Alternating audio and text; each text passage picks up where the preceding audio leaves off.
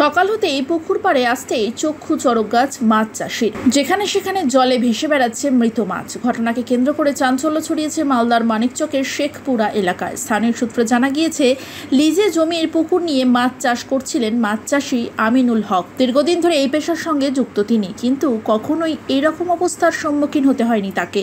এ যেন এক নতুন অভিজ্ঞতা। কেউ বা কারা রাতের অন্ধকারে শত্রুতার বশে পুকুরের জলে বিষ মিশিয়ে এরকম কাণ্ড করেছেন বলেই অভিযোগ করেন তিনি। এরকম ক্ষতিতে রীতিমতো ভেঙে পড়েছেন তিনি। জানান, লক্ষাধিক টাকা খুব কষ্ট করে জোগাড় করে মাছ চাষে লাগিয়েছিলেন। বর্তমানে তিনি হতাশায় ভুগছেন। এ নিয়ে একটি লিখিত অভিযোগ দায়ের করেছেন মানিকচক থানায়। এই ঘটনার সাথে যুক্ত দোষীদের উপযুক্ত শাস্তির দাবি করেছেন তিনি। মানিকচক এলাকাতে বিভিন্ন এলাকায় এরকম পুকুরে মাছ চাষ করে জীবিকা নির্বাহ করেন বহু মানুষ।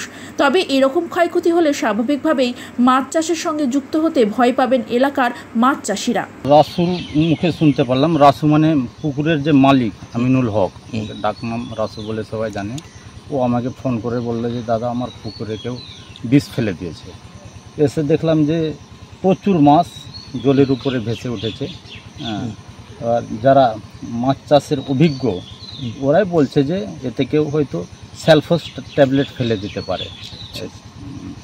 মানে এক প্রকার বিষ, হ্যাঁ, যেটাতে মাছ মারা যায়। হ্যাঁ, মাছ মারা যায়। ওই দানা শস্যর কাজে ওই ট্যাবলেটটা ব্যবহৃত হয়। পিএইচ লেভেল কি ঠিকঠাক আছে? এবার আমি ওই পুকুরের মালিককে জিজ্ঞেস করলাম। ও বললো যে আমি তো 10 দিন 15 দিন অন্তর অন্তর জলের পিএইচ লেভেলটা টেস্ট করাই, হামেশাই করাতে থাকি।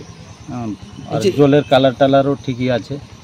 স্থানীয় বাসিন্দা হিসেবে কি বলবেন এই যে এই ধরনের ঘটনা ঘটছে? এটা তো দেখছি ওর মোটামুটি 1-2 লাখ টাকার ক্ষতি হয়েছে। তো আমরাও স্থানীয় বাসিন্দা হিসাবে চাইবো ও সরকারের তরফ থেকে মৎস্য দপ্তর ডিপার্টমেন্ট হতে কিছু যদি সাহায্য করা যায়। ও তো বেকার ছেলে, এই করে খায়।